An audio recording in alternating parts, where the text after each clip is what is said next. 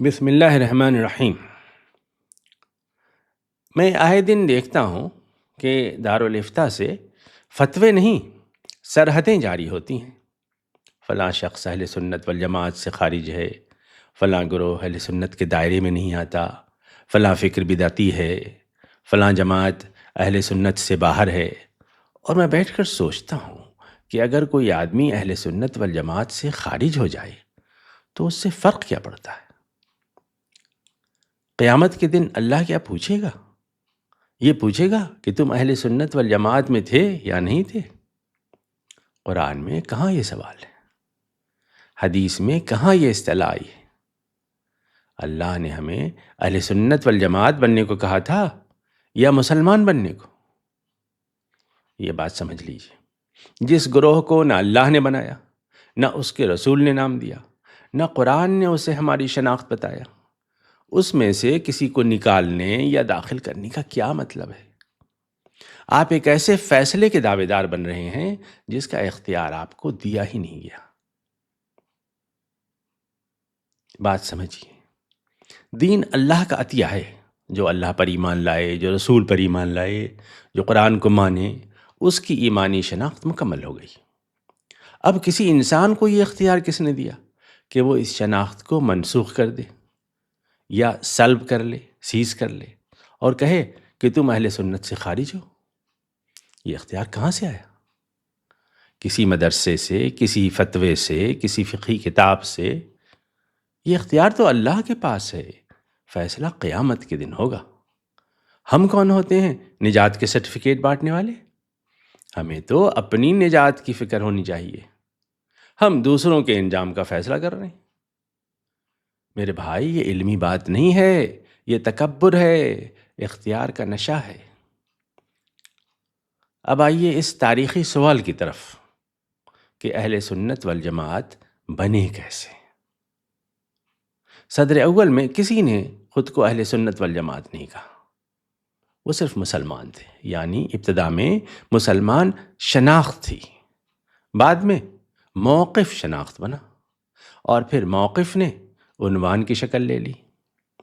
پہلی صدی ہجری میں قدریہ اور جبریہ جیسے نام آتے ہیں، جیسا کہ ابو الحسن اشعری نے اپنی کتاب مقالات اسلامیین میں لکھا ہے، اور عبد القاہر البغدادی نے الفرق بین الفرق میں لکھا ہے کہ یہ نام اکثر مخالفین کی طرف سے دیے گئے تھے، یہ پولیمیکل لیبلز تھے۔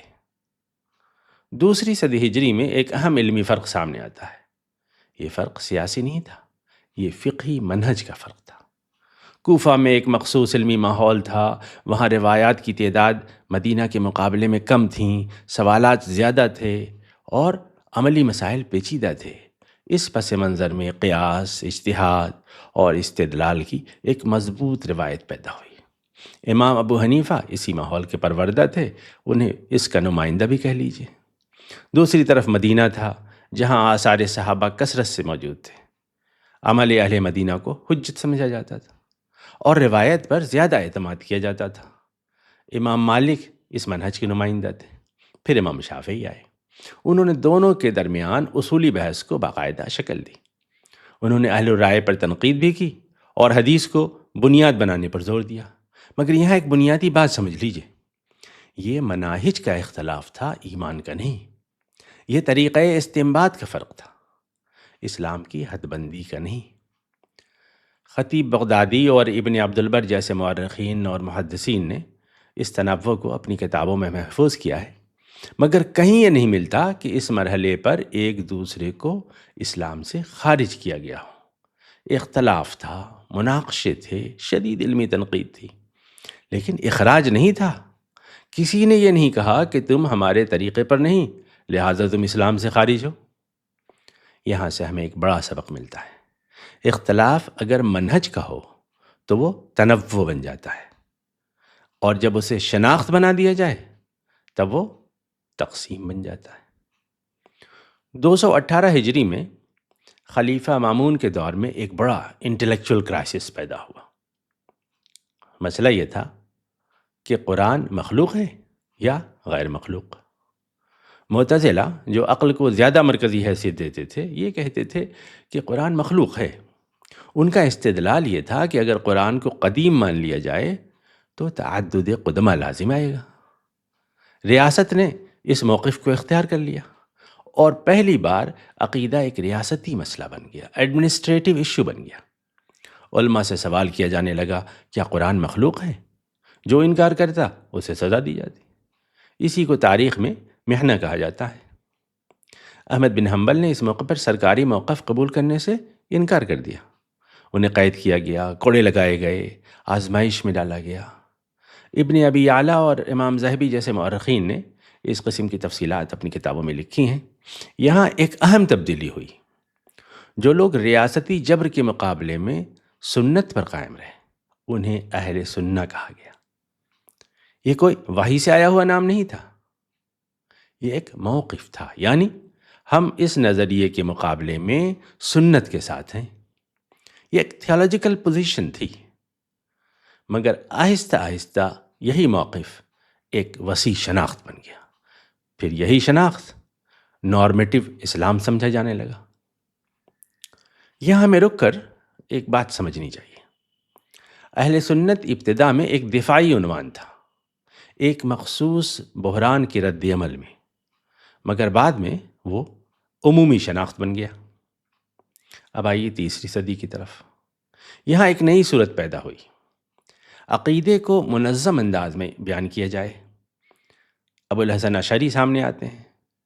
انہوں نے معتزلہ کے علمی ماحول میں تربیت پائی تھی، مگر بعد میں ایک معتدل منہج اختیار کر لیا تھا، جس میں عقل کو مکمل رد نہیں کیا گیا تھا اور نقل کو بھی حاشیے پر نہیں رکھا گیا۔ اسی طرح ماوراء النہر میں منصور ماتریدی نے ایک متوازن کلامی نظام مرتب کیا۔ یہ دونوں دراصل اہل سنہ کو ایک منظم عقیدتی ساخت دینے کی کوشش کر رہے تھے۔ اب اہل سنہ صرف ایک رد عمل نہیں رہی، وہ ایک آرٹیکولیٹڈ کریڈ بن گئی، یعنی سنت کے ساتھ ہونے کا دعویٰ اب منظم اصولوں، تعریفوں اور اعتقادی حدود میں ڈھل گیا۔ اسی زمانے میں فقہی مذاہب بھی مستحکم ہو رہے تھے، حنفی، مالکی، شافعی، حنبلی۔ مدارس کا نظام مضبوط ہو رہا تھا، قضا کا ڈھانچہ واضح ہو رہا تھا، علمی روایت نسل در نسل منتقل ہو رہی تھی۔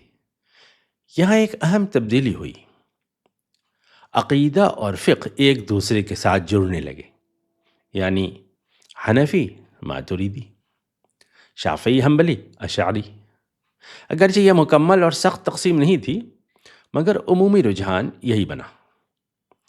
پھر اہل سنت والجماعت ایک وسیع اتحاد کی صورت اختیار کر گیا۔ کلامی طور پر اشعری یا ماتریدی اور فقہی طور پر چار مذاہب میں سے کوئی ایک۔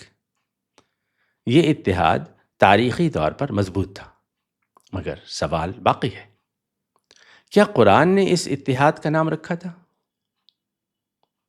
ابتدائی صدیوں میں فقہ صرف 4 تک محدود نہیں تھی، اور بھی لوگ تھے۔ سفیان ثوری، اوزاعی، لیث بن سعد، داؤد ظاہری، ابن جریر طبری، یہ سب مجتہد تھے۔ حصر فی الاربع نص نہیں تھا، یہ ایک انتظامی اور ادارہ جاتی فیصلہ تھا، یہ آسمانی نص نہیں تھی۔ کسی آیت میں یہ نہیں آیا کہ 4 ہی مذاہب ہوں گے، کسی حدیث میں بھی نہیں آیا کہ 4 کے علاوہ کوئی قابل قبول نہیں ہوگا۔ یہ دراصل تاریخی ارتقاء تھا۔ آہستہ آہستہ یہ تصور مضبوط ہو گیا کہ اہل سنت کے مذاہب 4 ہیں۔ پھر بعد کے زمانوں میں بعض حلقوں نے یہ کہنا شروع کر دیا کہ 4 سے باہر والا معتبر نہیں۔ یہی وہ مرحلہ ہے جسے حصر فی الاربع کہا جاتا ہے، یعنی فقہ کو 4 مذاہب تک محدود سمجھنا۔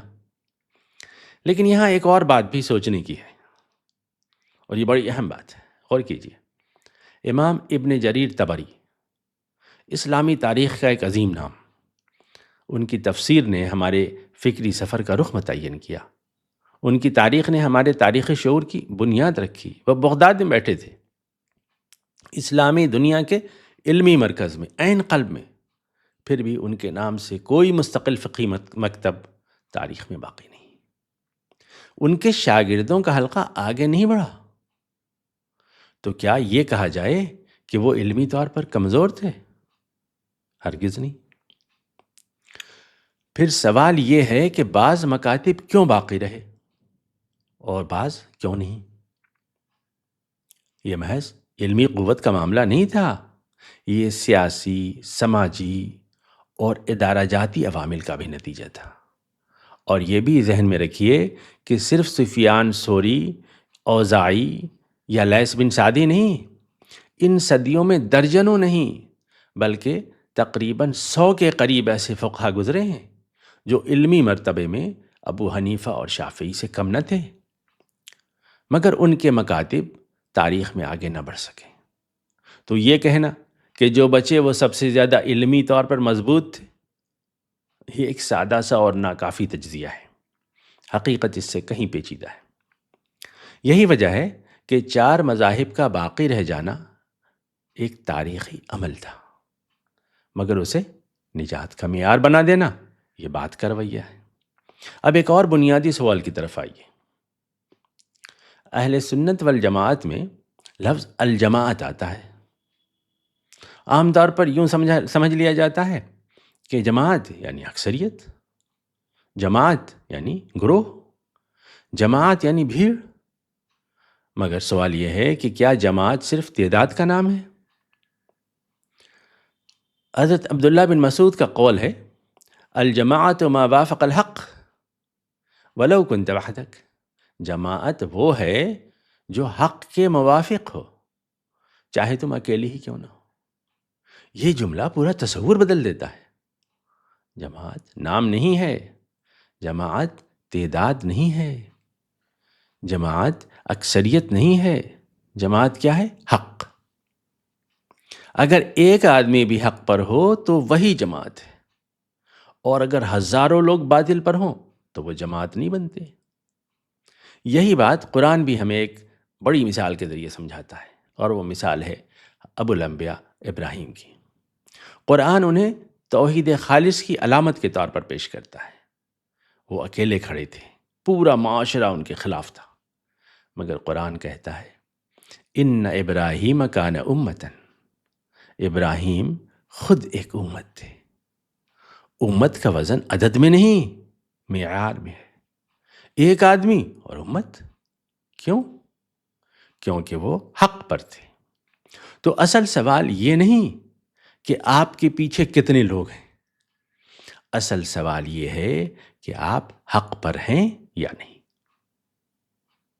اب ذرا اس کو اہل سنت کے تصور پر رکھ کر دیکھیے۔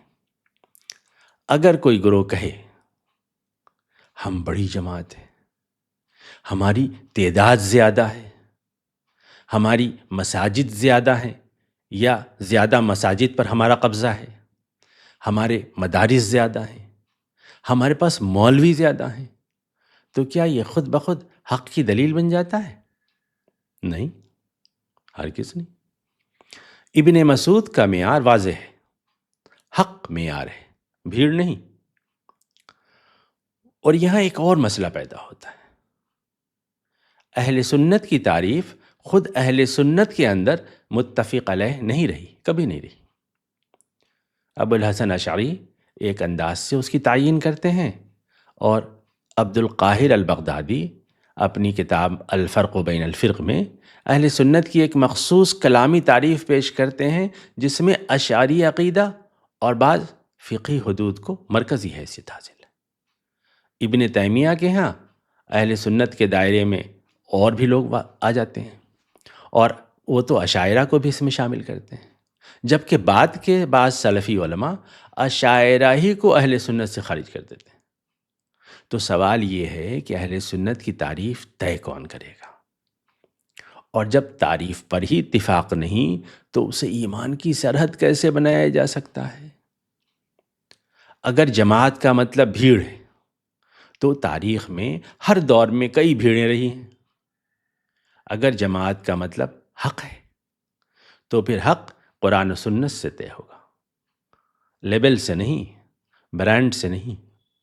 یہی وہ نقطہ ہے جہاں ہمیں رک کر سوچنا ہوگا، کیا ہم حق کے تابع ہیں یا برانڈ کے یا نام کے تابع ہیں؟ اگر نام کے تابع ہیں تو ہر نام ایک دن ٹوٹے گا، اور اگر حق کے تابع ہیں تو چاہے ہم اکیلے ہوں ہم جماعت ہوں گے۔ دیکھیے، سنی کہتے ہیں کہ شیعہ خارج ہیں، شیعہ کہتے ہیں کہ سنی ناقص ہیں، دونوں ایک دوسرے کو نجات کے دائرے سے باہر کر رہے ہیں۔ یہ دونوں طرف دراصل ایک ہی بیماری ہے، نجات کی نجکاری، یعنی نجات کا پرائیویٹائزیشن۔ مگر مسئلہ یہ نہیں کہ کون خارج ہے، مسئلہ یہ ہے کہ خارج کرنے کا اختیار کس کے پاس ہے؟ یہ اختیار تو اللہ کے پاس ہے۔ دیکھیے، مدارس نے دین کو محفوظ کیا، یہ ایک تاریخی حقیقت ہے۔ انہوں نے قرآن کو زندہ رکھا، حدیث کو محفوظ رکھا، فقہ کو مرتب کیا، اور ایک طرح کا علمی تسلسل اس طرح قائم رہا۔ مگر ہر ادارہ اپنی فطرت کے اعتبار سے استحکام چاہتا ہے، ادارہ کنٹینیوٹی چاہتا ہے، یونیفارمٹی چاہتا ہے، اور اختلاف سے زیادہ ترتیب کو ترجیح دیتا ہے، اتفاق کو ترجیح دیتا ہے۔ یہ فطری بات ہے۔ لیکن جب ایک خاص فقہی تعبیر نسل در نسل بغیر چیلنج کے منتقل ہوتی رہے تو رفتہ رفتہ ذہن میں ایک تبدیلی آتی ہے۔ فقہ جو اصل میں نس کی تفہیم تھی، خود نس کے برابر محسوس ہونے لگتی ہے۔ پھر آہستہ آہستہ ترتیب یوں بدل جاتی ہے، فقہ مرکز بن جاتا ہے اور قرآن محض حوالے کی کتاب رہ جاتی ہے۔ یعنی پہلے فقہی موقف ذہن میں آتا ہے، پھر قرآن کی آیت اس موقف کی تائید میں تلاش کی جاتی ہے۔ یہ کسی کی نیت کا مسئلہ نہیں ہے، یہ ساخت کا مسئلہ ہے، اسٹرکچر کا مسئلہ ہے۔ جب تعلیمی ڈھانچہ ایک خاص تعبیر پر قائم ہو جائے تو وہ تعبیر ہی معیار بن جاتی ہے، اور جب تعبیر معیار بن جائے تو پھر گروہ حق کا پیمانہ بن جاتا ہے۔ یہیں سے جماعت کا تصور بھی عددی ہونے لگتا ہے اور حق پیچھے چلا جاتا ہے۔ دیکھیے، کسی کو خارج کرنے کی بات تو دور کی بات ہے، آپ کو یہ اختیار ہی نہیں دیا گیا۔ آپ اس کرسی پر بیٹھنے کی کوشش کر رہے ہیں جس پر بیٹھنے کا حق صرف اللہ کو ہے۔ یہ فیصلہ آپ کے سپرد نہیں کیا گیا تھا، یہ اختیار قیامت کے دن ہوگا، اور وہاں نہ دیوبندی کی مہر چلے گی، نہ بریلوی کا فتویٰ چلے گا، نہ کسی مدرسے کی سند دیکھی جائے گی، وہاں صرف ایمان دیکھا جائے گا۔ لیکن اصل خطرہ یہاں نہیں ہے، اصل خطرہ وہاں ہے جہاں آپ کہتے ہیں ہم ہی اہل سنت والجماعت ہیں، چاہے دیوبندی کہیں، چاہے بریلوی کہیں، چاہے دارالافتاء کے حضرات کہیں۔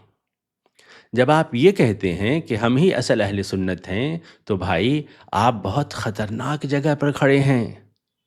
کیوں؟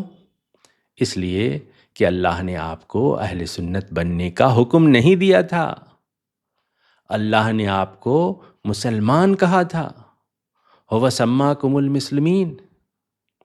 آپ کو تو مسلمان ہونا تھا، آپ بن گئے اہل سنت۔ آپ کو عبد ہونا تھا، آپ برہنڈ بن گئے۔ آپ کو اپنی خبر لینی تھی، آپ دوسروں کی نجات کا حساب کرنے بیٹھ گئے۔ ذرا سوچئے، ٹھنڈے دل سے سوچئے، اگر کل قیامت کے دن سوال ہوا کیا تم مسلمان تھے، اور ہم جواب دیں جی ہم تو اہل سنت تھے، تو کیا یہ جواب کافی ہوگا؟ یا اللہ یہ پوچھے گا میں نے تمہیں مسلمان کہا تھا، تم نے اپنے اوپر یہ اضافی نام کیوں چسپاں کیے؟ ہمیں اپنی فکر کرنی تھی، اپنے ایمان کی فکر کرنی تھی، اپنی نجات کی فکر کرنی تھی، لیکن یہ ہم کیا کرنے لگے؟ داخل خارج، اصلی نقلی، اصلی سنی اور نقلی سنی، بدعتی اور گمراہ، یہ سب کیا کھیل ہے؟ یہ ایمان نہیں، یہ اختیار کا نشہ ہے۔ ضرورت اس بات کی ہے کہ یہ سارے جھوٹے لیبل چھوڑ دیے جائیں، یہ مصنوعی دائرے توڑ دیے جائیں، اور ہم سب واپس آ جائیں اس اصل دائرے میں جسے اللہ نے بنایا تھا۔ مسلمان بن جائیے، مسلمان، مسلم حنیف، کیونکہ اللہ نے آپ کو مسلمان بنایا تھا۔ آپ کہاں ان چکروں میں پڑ گئے؟ سوال یہ نہیں کہ کون اہل سنت سے خارج ہے، میرے بھائی، سوال یہ ہے کیا ہم خود اسلام کے دائرے میں ہیں؟ سوچیے۔